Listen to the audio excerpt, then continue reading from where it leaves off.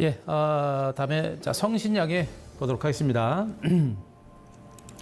자, 역시 대북주로 이제 부각됐던 종목인데요. 자, 주식 최고 존엄님 18,000원에 20%.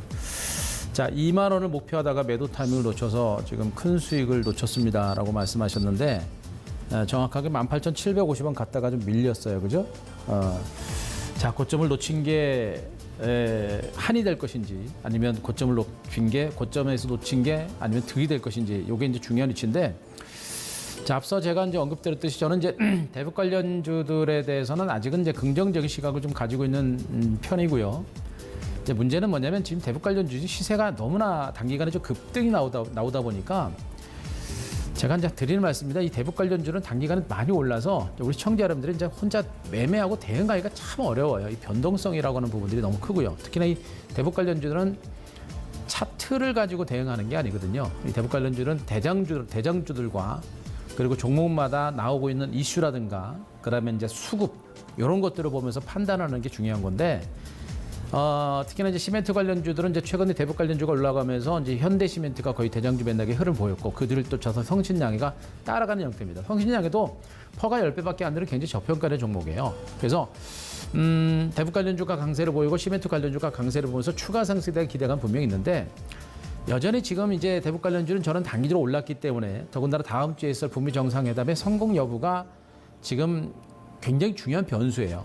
그게 만약에 성공을 한다라고 한다면 대북 관련주가 본격적인 경영에 대한 기대감을 가지고 다시 한번 2단 반등세를 보일 수 있는 가능성이 있는데 과연 그 북미 정상회담이 성공할 것인가라는 부분에 대해서 우리가 100% 확신할 수는 없겠죠. 그런데 저는 그럽니다. 주식이라는 거는 오히려 100% 확신을 가지면 오히려 뭔가 좀 찜찜합니다. 주식은 그래요. 근데 주식은 확률 싸움이죠. 적어도 80에서 90%의 가능성이 있다고 한다면 저는 거기에 대두고 강하게 배팅을 하는 게 맞다.